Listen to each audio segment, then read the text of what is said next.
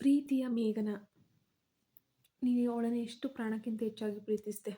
ಆದರೆ ಅವಳು ಬೇರೆ ಯಾವೊಂದೋ ಜೊತೆ ವಿಕ್ರಮ್ ತನ್ನ ಮಾತನ್ನು ಮುಗಿಸೋಕೆ ಬಿಡಲಿಲ್ಲ ಹೇಳಿ. ಸುಮ್ಮನಿರು, ನನ್ನ ಹೆಂಡತಿಯ ಬಗ್ಗೆ ನನಗೆ ಚೆನ್ನಾಗಿ ಗೊತ್ತು. ಅವಳ ಬಗ್ಗೆ ಒಬ್ಬ ಸ್ನೇಹಿತನಾದರೂ ಸರಿ, ನನ್ನ ಪ್ರಾಣ ಸ್ನೇಹಿತನಾದರೂ ಸರಿ, ಕೆಟ್ಟದಾಗಿ ಮಾತಾಡೋಕೆ ನಾನು ಬಿಡೋದೇ ಇಲ್ಲ. ಹಾಗೇನಾದರೂ ಮಾತಾಡಿದರೆ ನಾನು ನಿನ್ನ ಕೊಂದೇ ಬಿಡ್ತೇನೆ ಎಂದು ಹೇಳಿ ಆವೇಶದಿಂದ ಕೂಗಾಡ್ದ. ವಿಕ್ರಮ್ ಅವಳಿಗೆ ಕರೆ ಮಾಡಲು ಪ್ರಯತ್ನಿಸ್ತಾನೆ. ಅಲ್ಲಿ ಮಾಯಾಳನ್ನು ಅಪ್ಕೊಂಡಿದ್ನಲ್ವಾ, ಅದರಲ್ಲಿ ಏಡಿ ಶತ್ರು ಎಂಬ ಹೆಸರನ್ನು ನೋಡಿ ಗೊಂದಲಕ್ಕೊಳಗಾಗಿದ್ರು. ವಿಕ್ರಮ್, ಇದೇನಿದು, ಇದನ್ನು ಏಡಿ ಅಂತ ಕರೆದಿದೀಯಾ? ನಿನ್ನ ಹೆಸರು ಏಡಿ ಅಂತಲೇ ಅಲ್ವಾ ಎಂದು ಮಾಯಾ ಕುತೂಹಲದಿಂದನೂ ಕೇಳಿದ್ಲು. ವಿಕ್ರಮ್ಗೆ ಏನು ಹೇಳಬೇಕು ಅಂತ ತಿಳಿದೆ ಆಘಾತದಿಂದ ಅಲ್ಲೇ ಸ್ತಬ್ಧನಾಗೂ ನಿಂತಿದ್ದ. ನಂತರ ಚೇತರಿಸ್ಕೊಂಡು ಅವಳ ಕೈಯಿಂದ ಫೋನನ್ನು ಕಸಿದುಕೊಂಡು, ಮಗ ಮಾಯಾ, ಅದು ನಾನೇ. ನಾನು ಅದನ್ನು ನನ್ನ ಸ್ನೇಹಿತನಿಗಾಗಿ ಆ ರೀತಿ ಸೇವ್ ಮಾಡ್ಕೊಂಡಿದ್ದೀನಿ ಎಂದು ಸಮಾಧಾನ ಪಡಿಸೋಕೆ ಬಹಳ ಪ್ರಯತ್ನ ಪಟ್ಟಿದ್ದ. ಅವಳು ಅವನತ್ತ ಮುಖ ಮಾಡಿ, ನನ್ನನ್ನು ಗೆಳತಿ ಅಂತ ಕರಿತೀಯಾ, ಆದರೆ ಇಲ್ಲಿ ಶತ್ರು ಅಂತ ಉಳಿಸ್ಕೊಂಡಿದ್ದೀಯಲ್ಲ ಎಂದು ಅನುಮಾನದಿಂದ ಕೇಳಿದ್ಲು. ಅವನು ತನ್ನ ಅತ್ಯಂತ ಆಪ್ತ ಗೆಳೆಯ, ಆದರೆ ನಾವು ತಮಾಷೆಗಾಗಿ ಒಬ್ರಿಗೊಬ್ರು ಶತ್ರು ಅಂತ ಕರ್ಕೊಳ್ತೀವಿ. ಸೊ ದಟ್ಸ್ ನಾರ್ಮಲ್, ಈಗಿನ ಫ್ಯಾಷನ್ ಅದು ಅಂತ ಹೇಳಿ ನಾನು ಅವನ ಹೆಸರನ್ನು ಏಡಿ ಶತ್ರು, ಅಂದರೆ ನನ್ನ ಶತ್ರು ಅಂತ ಉಳಿಸ್ಕೊಂಡಿದ್ದೀನಿ. ಅವನು ಕೂಡ ನನ್ನ ಹೆಸರನ್ನೇ ಹಾಗೆಯೇ ಸೇವ್ ಮಾಡ್ಕೊಂಡಿದ್ದಾನೆ ಎಂದು ಪರಿಸ್ಥಿತಿಯನ್ನು ನಿಭಾಯಿಸೋಕೆ ಸುಳ್ಳು ಹೇಳ್ತಿದ್ದ. ಅವಳು ಏನೂ ತಿಳಿಯದೆ ಅವನನ್ನೇ ದಿಟ್ಟಿಸಿ ನೋಡ್ತಾ ಇದ್ಲು. ಸರಿ ಸರಿ, ನನಗೆ ನೀನು ನಂಬಕ್ಕಾಗ್ತಾ ಇಲ್ಲ, ಬಟ್ ನೀನೇ ಅವನ ಜೊತೆ ಮಾತಾಡಬಹುದು. ಹೀಗೋ ಫೋನ್ ಎಂದು ಅವಳಿಗೆ ನೀಡಿದನು. ಇಲ್ಲ ಇಲ್ಲ ಇಲ್ಲ ಇಲ್ಲ ಪರವಾಗಿಲ್ಲ, ನನಗೇನು ಅನುಮಾನ ಇಲ್ಲ ಬಿಡು, ಸುಮ್ಮನೆ ಹಾಗೆ ಕುತೂಹಲಕ್ಕೆ ಕೇಳಿದಷ್ಟೇ ಕಣೋ ವಿಕ್ರಮ್. ಸರಿ, ನೀವು ಮಾತಾಡಿ ಅಂತ ಹೇಳಿ ನಾನು ಕಾಯ್ತೇನೆ ಅಂತ ಹೇಳಿ ಮಾಯಾ ಕೋಣೆಯಿಂದ ಹೊರಡಲು ಮುಂದಾದ್ಲು. ಅವಳು ಹೊರ ಹೋದ ಕೂಡಲೇ ದೀರ್ಘವಾಗಿ ನಿಟ್ಟುಸಿರು ಬಿಟ್ಟು ಮರುಕ್ಷಣವೇ ಬಾಗಿಲನ್ನು ಪಟ್ ಅಂತ ಮುಚ್ಕೊಂಡ. ಫೋನ್ ಎತ್ಕೊಂಡು ಮತ್ತೆ ಹೇಡಿಗೆ ಕರೆಯನ್ನು ಮಾಡ್ತಾನೆ.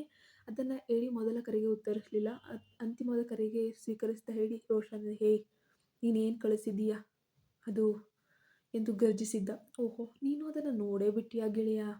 ಛೆ, ನಿನ್ನ ಪ್ರೀತಿಯ ಮೇಘನ, ನೀನು ಅವಳನ್ನು ಪ್ರಾಣಕ್ಕಿಂತ ಹೆಚ್ಚಾಗಿ ಪ್ರೀತಿಸ್ತಾನೆ, ಆದರೆ ಅವಳು ಬೇರೆದೇ ಯಾವೊಂದೋ ಜೊತೆ ಎಂದು ವಿಕ್ರಮ್ ತನ್ನ ಮಾತನ್ನು ಸಂಪೂರ್ಣವಾಗಿ ಮುಗಿಸುವ ಮೊದಲೇ ಬಿಡಲಿಲ್ಲ ಅವನು ಮಾತಾಡೋಕ್ಕೆ. ಸುಮ್ಮನಿರು, ನನ್ನ ಹೆಂಡತಿಯ ಬಗ್ಗೆ ನನಗೆ ಚೆನ್ನಾಗಿ ಗೊತ್ತು. ಅವಳ ಬಗ್ಗೆ ಒಬ್ಬ ಸ್ನೇಹಿತನಾದರೂ ಸರಿ ಕೆಟ್ಟದಾಗಿ ಮಾತಾಡಿರೋದನ್ನು ನಾನು ಸಹಿಸೋದಿಲ್ಲ. ನಾನು ಕೊಂದುಬಿಡ್ತೀನಿ ನಿನ್ನ ಅಂತ ಹೇಳ್ದ. ನಿನಗೆ ನನ್ನ ಮೇಲೆ ಯಾಕೆ ಅಷ್ಟೊಂದು ಕೋಪ? ಈ ಫೋಟೋದಲ್ಲಿ ನಾನು ಕಣ್ಣಾರೆ ಕಂಡದನ್ನು ನಿನಗೆ ಹೇಳ್ತಾ ಇದ್ದೀನಿ. ಅವಳು ನನ್ನ ಕಚೇರಿಯಲ್ಲಿ ಕೆಲಸ ಮಾಡ್ತಾಳೆ ಕಣೋ. ನಾನು ಅವಳನ್ನು ತುಂಬ ಚೆನ್ನಾಗಿ ನೋಡ್ಕೊಳ್ತಾ ಇದ್ದೀನಿ. ಆದರೆ ಅವಳು ಹಾಗಾಗಿ ಯಾರಿಗೋ ಗೊತ್ತಿಲ್ಲದ ರೀತಿ ಎಲ್ಲೆಲ್ಲೋ ಹೋಗ್ತಾಳೆ, ಎಲ್ಲೆಲ್ಲೋ ಬರ್ತಾಳೆ. ಅವಳು ತುಂಬ ಅಂದರೆ ತುಂಬ ಚಾಲಾಕಿ ಹೆಣ್ಣು ಅಂತಲೇ ಹೇಳ್ಬೋದು. ಅವಳು ನಿನ್ನನ್ನು ನಂಬಲೇ ಇಲ್ಲ. ಈಗ ಅವಳು ಸಂಪೂರ್ಣ ಬದಲಾಗ್ಬಿಟ್ಟಿದ್ದಾಳೆ ಕಣೋ, ಅದನ್ನು ನಾನೇ ನೋಡಿದ್ದೇನೆ ಎಂದು ವಿಕ್ರಮ್ ನಾಟಕವಾಡ್ತಾನೆ. ಹೇಡಿಯಿಂದ ಯಾವುದೇ ಪ್ರತಿಕ್ರಿಯೆ ಬರದ ಕಾರಣ ಅವನು ತನ್ನ ಫೋನನ್ನು ನಂಬಿಟ್ಟಿದ್ದಾನೆ ಅಂತ ಭಾವಿಸಿದ ವಿಕ್ರಮ್ ಮುಂದುವರಿಸ್ದ. ನೀನು ಅವಳ ಬಗ್ಗೆ ತುಂಬ ಕೆಟ್ಟದಾಗಿ ವರ್ತಿಸುವವನು ಎಂದು ಅವಳು ಹೇಳ್ತಾ ಇದ್ಲು. ಅವಳನ್ನು ಮರೆತು ಬಿಡು, ಅವಳು ನಿನಗೆ ಬೇಡ. ಏಡಿ ಚೀರಾಡ್ತಾನೆ. ಈ ಫೋಟೋ ನೀನು ತೆಗೆದಿದೀಯಾ ಅಂತ ಕೇಳ್ತಾನೆ. ಇಲ್ಲ, ನಾನು ತೆಗೆದಿಲ್ಲ ಎಂದು ವಿಕ್ರಮ್ ಹಸಿಯಾದ ಸುಳ್ಳನ್ನು ಹೇಳೋಕೆ ಶುರು ಮಾಡ್ತಾನೆ. ಹಾಗಾದರೆ ಯಾರು ತೆಗೆದಿದ್ದು, ಯಾರು ಕಳಿಸಿದ್ದು ಎಂದು ಹೇಳಿ ಕೇಳಿದಾಗ, ಅದು ನನಗೆ ಪರಿಚಿತ ವ್ಯಕ್ತಿ ಒಬ್ಬ ಕಳಿಸ್ಕೊಡ್ತಾನೆ ಎಂದನು ವಿಕ್ರಮ್. ನೋಡುವವನು ಮೋಸದ ಉದ್ದೇಶದಿಂದಲೇ ಏನನ್ನಾದರೂ ಕಳಿಸಿರ್ಬೋದಲ್ವಾ, ಅದನ್ನು ನೋಡಿದ ತಕ್ಷಣ ನೀನು ನಂಬ್ತೀಯಾ? ಆದರೆ ನಾನು ಆ ಫೋಟೋವನ್ನು ನಂಬೋದೇ ಇಲ್ಲ. ಯಾಕಂದರೆ ಅವಳು ನನ್ನ ಮೇಘನ, ನನ್ನ ಹೆಂಡತಿ, ಅವಳು ನನ್ನನ್ನು ನಂಬದಿರಬಹುದು, ಆದರೆ ಎಂದಿಗೂ ಈ ರೀತಿ ಕೀಳು ಕೆಲಸ ಮಾಡೋದಿಲ್ಲ. ಅವಳ ಹೃದಯ ನನ್ನನ್ನು ಬಿಟ್ಟು ಬೇರೆ ಯಾರನ್ನು ಕೂಡ ಸ್ವೀಕರಿಸೋದಿಲ್ಲ. ಅವಳು ನನ್ನನ್ನು ಪ್ರೀತಿಸ್ತಾಳೆ.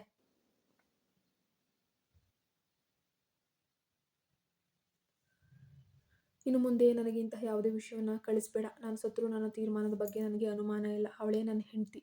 ನೀನು ಅವಳ ಬಗ್ಗೆ ಕೆಟ್ಟದಾಗಿ ಮಾತಾಡುವುದನ್ನು ನಿಲ್ಲಿಸು, ಇಲ್ಲದಿದ್ದರೆ ನಾನು ನಿನ್ನ ಸ್ನೇಹಿತ ಅಂತ ಪರಿಗಣಿಸೋದೇ ಇಲ್ಲ, ನೆನ್ಪಿಟ್ಕೋ ಎಂದು ಹೇಳಿ ಗರ್ಜಿಸುತ್ತಾ ಕರೆಯನ್ನು ಕಡಿತಗೊಳಿಸ್ತಾನೆ. ಅವನ ಗರ್ಜನೆಗೆ ಆ ಧೈರ್ಯಶಾಲಿ ವಿಕ್ರಮ್ ಒಂದು ಕ್ಷಣ ಭಯಭೀತನಾದದ್ದಂತೂ ಸತ್ಯ. ಆದರೆ ಅದೇ ಸಮಯದಲ್ಲಿ ಏಡಿಯ ಆ ನಂಬಿಕೆ ಅವನಿಗೆ ಕೋಪನ ತರಿಸ್ತು. ಓಹೋ, ಆ ಮೇಘನ ಬಗ್ಗೆ ಇವನಿಗೆ ಅಷ್ಟೊಂದು ವಿಶ್ವಾಸ ಇದೆಯಾ? ಸರಿ ಸರಿ ಸರಿ, ಅವಳನ್ನು ಅನುಮಾನಿಸಿ ಬಿಟ್ಟು ಹೋಗಿದ್ದ. ಇವನು ಈಗ ಹೀಗೆ ಮಾತಾಡ್ತಿದ್ದಾನಲ್ಲ, ಈ ಮೂರ್ಖ ನಾಯಿ ನನಗೆ ಬುದ್ಧಿ ಹೇಳ್ತಿದೆ. ಹೇಳಿ, ನಿನಗೆ ಇದರ ಬಗ್ಗೆ ಅಷ್ಟೊಂದು ವಿಶ್ವಾಸವಿದೆಯೇ? ಆದರೆ ಮುಂದಿನ ಬಾರಿ ನೀನು ಮೇಘನಾಳನ್ನು ನೋಡಿದಾಗ ಅವಳನ್ನು ಖಂಡಿತ ದ್ವೇಷಿಸಿ ದೂರ ಎಸೆಯುವಂತೆ ನಾನೇ ಮಾಡ್ತೇನೆ ಎಂದು ಕಟುವಾಗಿ ಆಲೋಚಿಸ್ತಾನೆ. ನಂತರ ವಿಕ್ರಮ್ ಸಿದ್ಧನಾಗಿ ಕೆಳಗೆ ಬಂದಾಗ ಮೇಘನ ಮತ್ತು ಮಾಯಾ ಅವನಿಗಾಗಿ ಕಾಯುತ್ತಿದ್ದರು.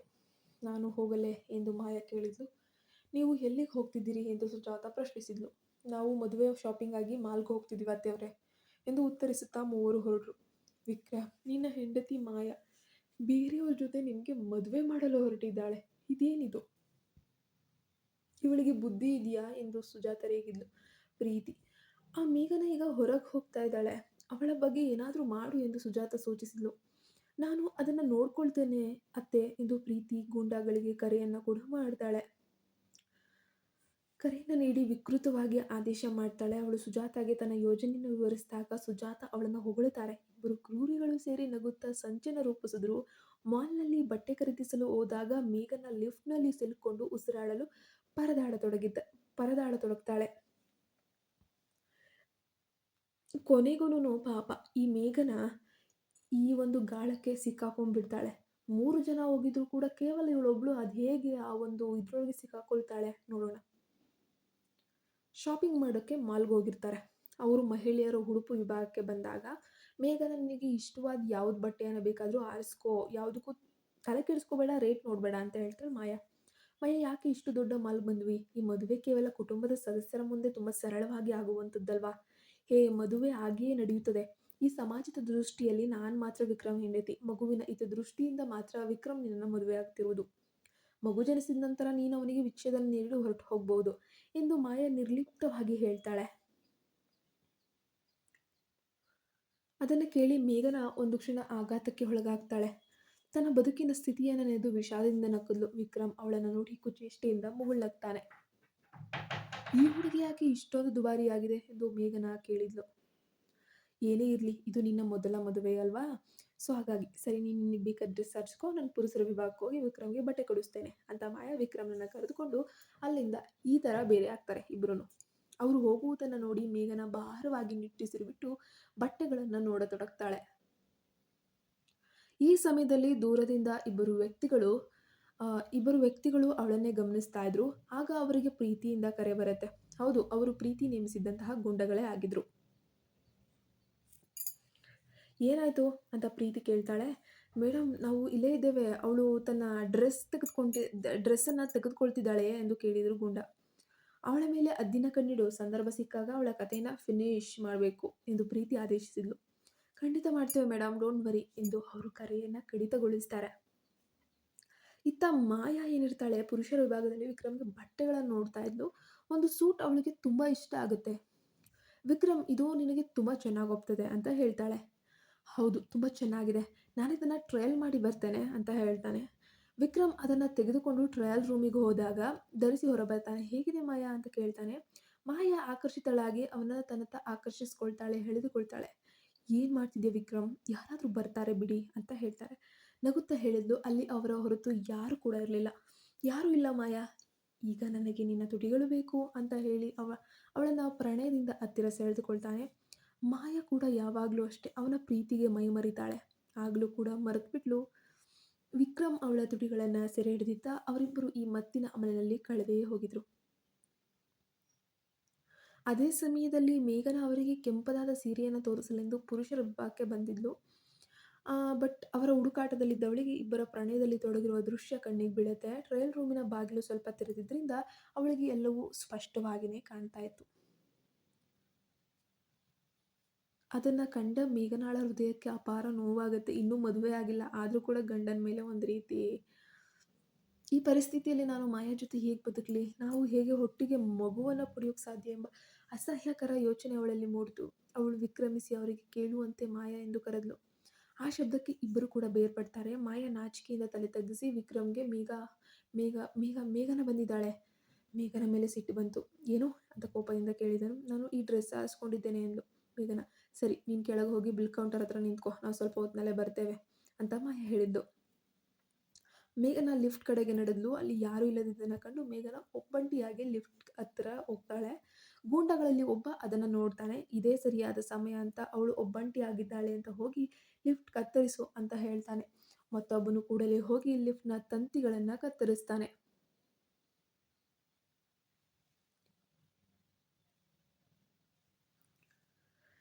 ಲಿಫ್ಟು ಮಧ್ಯದಲ್ಲೇ ಹಠಾತ್ತಾಗಿ ನಿಂತೋಗ್ತದೆ. ಮೇಘನ ಗಾಬರಿಯಿಂದ ಒಳಗಿನ ದೀಪವು ಹಾರಿ ಹೋಗುತ್ತೆ. "ಅಲ್ಲಿ ಯಾರಾದರೂ ಇದ್ದೀರಾ? ನಾನು ಒಳಗೆ ಸಿಕ್ಕಾಕೊಂಡಿದ್ದೀನಿ.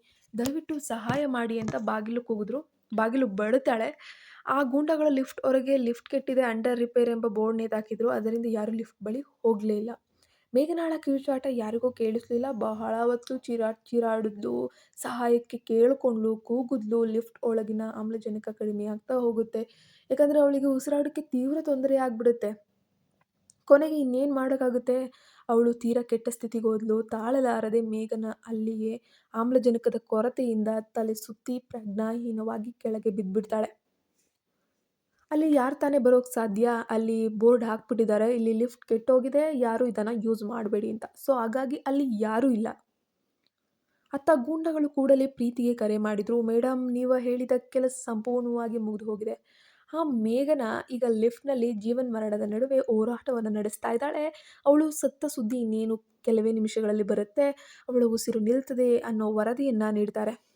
ಪ್ರೀತಿಗೆ ಆ ಕ್ಷಣದಲ್ಲಿ ಎಷ್ಟು ಅಪಾರವಾದ ಖುಷಿ, ಸಂತೋಷ ಆಗುತ್ತೆ ಅಂದರೆ, ವಾವ್, ನಿಜಕ್ಕೂ ಅದ್ಭುತ ಕೆಲಸ ಮಾಡಿದ್ದೀರಿ, ಅಚ್ಚುಕಟ್ಟಾಗಿ ಕೆಲಸ ಮುಗಿಸಿದ್ರಿ, ಅವಳು ಸಾಯುವುದು ಖಚಿತವಲ್ವಾ ಎಂದು ಕೇಳ್ತಾಳೆ. "ಖಂಡಿತ ಮೇಡಮ್" ಅವರು ಭರವಸೆ ನೀಡ್ತಾರೆ. ತಕ್ಷಣ ತನ್ನ ಅತ್ತೆ ಸುಜಾತಗೆ ಈ ಶುಭ ಸುದ್ದಿಯನ್ನು ತಿಳಿಸ್ತಾಳೆ.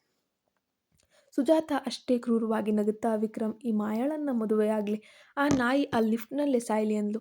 ಇಬ್ಬರು ಕ್ರೂರ ಮಹಿಳೆಯರು ಒಬ್ಬರಿಗೊಬ್ಬರು ಕೈಕೊಟ್ಟು ಐ-ಫೈ ವಿಕೃತವಾಗಿ ನಕ್ಕಿದ್ರು. ಇತ್ತ ಮದುವೆಯಾಗಲಿರುವ ವಿಕ್ರಮ್ ಮತ್ತು ಮಾಯಾ ಒಬ್ಬ ಮಹಿಳೆ ಸಾವು ಬದುಕಿನ ನಡುವೆ ಹೋರಾಡ್ತಾ ಇರುವಂಥದ್ದು ತಿಳಿಯದೆ ಪ್ರಣಯದಲ್ಲಿ ತೊಡಗಿಬಿಟ್ಟಿದ್ದಾರೆ. "ವಿಕ್ರಮ್, ಈಗಲೇ ನಿನಗೆ ಸಾಕಾಗಿದ್ರೆ ಇಲ್ಲೇ ಎಲ್ಲವನ್ನ ಮುಗಿಸ್ಬಿಡು" ಎಂದು ಮಾಯಾ ನಗುತ್ತಾ ಹೇಳ್ತಾ ಇದ್ಲು. ಅವಳಿಗೆ ಛೇಡಿಸುವುದು ಅಂದರೆ ಬಹಳ ಇಷ್ಟ. "ಪ್ರಿಯೆ, ಈ ಟ್ರಯಲ್ ರೂಮ್ನಲ್ಲಿ ನಾವಿಬ್ಬರು" ಎಂದು ವಿಕ್ರಮ್ ಅವಳ ಕಿವಿಯಲ್ಲಿ ಪ್ರಚೋದಕವಾಗಿ ಪಿಸುಗುಡ್ತಿದ್ದ. ಮಾಯಾ ನಾಚಿಕೆಯಿಂದ ಅವನ ಎದೆಗೆ ಗುದ್ದಿ, "ತುಂಟ ಹುಡುಗ ನೀನು, ನಾವು ಮದುವೆಯಾಗಿ ಇಷ್ಟು ವರ್ಷಗಳಾದರೂ ಕೂಡ" ಎಂದು ಅವನನ್ನು ತಡೆದಿದ್ಲು. "ಸಾಕು ಬಾ, ಕೆಳಗೆ ಮೇಘನ ಹೋಗೋಣ, ನಮಗಾಗಿ ಕಾಯ್ತಿರಬಹುದು" ಎಂದು ಅವನನ್ನು ಸೆಳೆದುಕೊಂಡು ಬಂದ್ಲು. ಲಿಫ್ಟ್ ಬಳಿ ರಿಪೇರಿ ಬೋರ್ಡ್ ನೋಡಿ ಅವರಿಬ್ಬರು ಮೆಟ್ಟಿಲುಗಳ ಮೂಲಕ ಕೆಳಗೆ ಇಳಿದಿದ್ರು. ಕೆಳಗೆ ಬಂದು ಹುಡುಕಿದ್ರು. ಮೇಘನ ಎಲ್ಲೂ ಕಾಣಲಿಲ್ಲ. "ಅವಳು ಎಲ್ಲಿಗೆ ಹೋದ್ಲು? ಇಲ್ಲೇ ಇರಲು ಹೇಳಿದ್ನಲ್ವಾ" ಎಂದು ಮಾಯಾ ಅಸಮಾಧಾನದಿಂದ ವ್ಯಕ್ತಪಡಿಸಿದ್ಲು. "ಬೇರೇನಾದರೂ ಶಾಪಿಂಗ್ ಮಾಡೋಕ್ಕೆ ಹೋದ್ಲಾ? ಏನು ಕತೆ? ಇಲ್ಲೇ ಕಾಯೋಣ ಬಾ" ಎಂದು ವಿಕ್ರಮ್ ಹೇಳಿದ್ದ. ಇತ್ತ ವಿದೇಶದಲ್ಲಿ ಏಡಿಗೆ ನಿದ್ರೆ ಬರ್ತಾ ಇಲ್ಲ. ಅವನ ಮನಸ್ಸು ಯಾವುದೋ ಅಗೋಚರ ಆತಂಕದಿಂದ ಬಳಲ್ತಾ ಇದೆ. ಅವನ ಹೃದಯ ಜೋರಾಗಿ ಬಡ್ಕೊತಾ ಇದೆ. ಮೇಘನಾಗೆ ಏನೋ ಅಪಾಯ ಆಗಿದೆ ಎಂದು ಅವನ ಒಳಗಿನ ಮನಸ್ಸು ಬೊಬ್ಬೆ ಹೊಡಿತಾ ಇದೆ. ಇದೆಲ್ಲವೂ ಹೇಗೆ ಸಾಧ್ಯ? ಆಸ್ಟ್ರೇಲಿಯಾದಲ್ಲಿರೋ ಇವನಿಗೆ ಇಂಡಿಯಾದಲ್ಲಿರೋ ಈ ಹುಡುಗಿ ಕಷ್ಟ ಹೇಗೆ ಅರ್ಥ ಆಗಬೇಕು? ಇದನ್ನೇ ಪ್ರೀತಿ ಅಂತಾರೆ. ಮೇಘನ, ದಯವಿಟ್ಟು ಕ್ಷೇಮವಾಗಿರು ಎಂದು ಅವನು ಪ್ರಾರ್ಥಿಸುತ್ತಾ ತಕ್ಷಣ ವಿಕ್ರಮ್ಗೆ ಕರೆ ಮಾಡ್ತಾನೆ. ವಿಕ್ರಮ್ ಕರೆ ಸ್ವೀಕರಿಸಿದ ಕೂಡಲೇ ಏಡಿ ಆತಂಕದಿಂದ ಕೇಳಿದ್ದ, "ಮೇಘನ ಎಲ್ಲಿದ್ದಾಳೆ? ಅವಳು ಚೆನ್ನಾಗಿದ್ದಾಳಾ? ಯಾಕೆ ಇದ್ದಕ್ಕಿದ್ದಂತೆ ಹೀಗೆ ಕೇಳ್ತಿದೀಯಾ" ಎಂದು ವಿಕ್ರಮ್ ಏನು ತಿಳಿಯದನಂತೆ ಕೇಳಿದ್ದ. ಅದು ಅದು ಅದು ಗೊತ್ತಿಲ್ಲ. ಅವಳಿಗೇನೋ ಅಪಾಯವಾಗಿದೆ ಅಂತ ನನ್ನ ಹೃದಯ ಹೇಳ್ತಿದೆ. ದಯವಿಟ್ಟು ಅವಳು ಎಲ್ಲಿದ್ದಾಳೆ ಅಂತ ಮೊದಲು ನೋಡು ಎಂದು ಏಡಿ ಚೀರಿದ್ದ. ನಾನು ಅವಳ ಜೊತೆ ಮೀಟಿಂಗ್ನಲ್ಲೇ ಇದ್ದೇನೆ. ಅವಳು ತುಂಬ ಬ್ಯುಸಿಯಾಗಿದ್ದಾಳೆ, ನನ್ನ ಕಣ್ಣು ಮುಂದೆಯೇ ಇದ್ದಾಳೆ ಎಂದು ವಿಕ್ರಮ್ ಸುಳ್ಳು ಹೇಳಿ ಏಡಿಯನ್ನು ಸಮಾಧಾನಪಡಿಸಿ ಕರೆ ಕಡಿತಗೊಳಿಸಿದ್ದ. ಆದರೆ ಮೇಘನ ಇನ್ನೂ ಬಾರದನ್ನು ಕಂಡು ಅವನಲ್ಲೂ ಕೂಡ ಒಂದು ಸಣ್ಣದಾದ ಅನುಮಾನ ಅನ್ನೋದು ಶುರುವಾಗುತ್ತೆ. ಮಾಯಾ, ಮೇಘನಾಳನ್ನು ಮತ್ತೊಮ್ಮೆ ಹುಡುಕೋಣ, ಅವಳಿಗೆ ಏನಾದರೂ ತೊಂದರೆಯಾಗಿದೆಯಾ ಅಥವಾ ಹೊರಗೆ ಹೋಗಿದ್ದಾಳಾ ಅಂತ ಕೇಳಿದ್ದ. "ನನಗೂ ಗೊತ್ತಿಲ್ಲ ವಿಕ್ರಮ್, ಅವಳು ಎಲ್ಲಿ ಹೋಗಿದ್ದಾಳೆ ಅನ್ನೋದೇ ಗೊತ್ತಾಗ್ತಾ ಇಲ್ಲ. ಇಲ್ಲಿ ನೋಡ್ರಿ, CCTV ಇದೆ, ಬಂದು ನೋಡು" ಅಂದ್ಲು ಮಾಯಾ. ಅವರಿಬ್ಬರು ಮಾಲ್ ಮ್ಯಾನೇಜರ್ ಬಳಿ ಹೋಗಿ CCTV ದೃಶ್ಯಾವಳಿಗಳನ್ನು ಪರಿಶೀಲಿಸ್ತಾರೆ. ಮೇಘನ ನೋಡಿದ್ರೆ ಲಿಫ್ಟ್ನ ಪ್ರವೇಶಿಸಿರುವುದಂತೂ ಖಚಿತ ಆಗುತ್ತೆ. ನಂತರ ಹೊರಬರದೇ ಇರುವುದನ್ನು ಕಂಡು ಅವರಿಗೆ ದೊಡ್ಡ ಆಘಾತವೇ ಆಗುತ್ತೆ. ತಕ್ಷಣ ತಂತ್ರಜ್ಞಾನರನ್ನು ಕರೆಸಿ ಲಿಫ್ಟ್ ತೆರೆಯಲು ಪ್ರಯತ್ನಿಸ್ತಾರೆ. ಆದರೆ ಅದನ್ನು ತೆರೆಯೋಕೆ ಪೂರ್ತಿ ಗಂಟೆ ಬೇಕಾಯಿತು. ಬಾಗಿಲು ತೆರೆದ ತಕ್ಷಣ ವಿಕ್ರಮ್ ಮತ್ತು ಮಾಯಾ ಹೊರಗೋದ್ರು. ಅಲ್ಲಿ ಮೇಘನಾಳ ದೇಹ ಸ್ತಬ್ಧವಾಗಿ ತಣ್ಣಗೆ ಪ್ರಜ್ಞಾಹೀನ ಸ್ಥಿತಿಯಲ್ಲಿ ಬಿದ್ದಿರುವುದನ್ನು ಕಂಡು ಅವರಿಬ್ಬರು ಸ್ತಬ್ಧರಾಗ್ಬಿಡ್ತಾರೆ.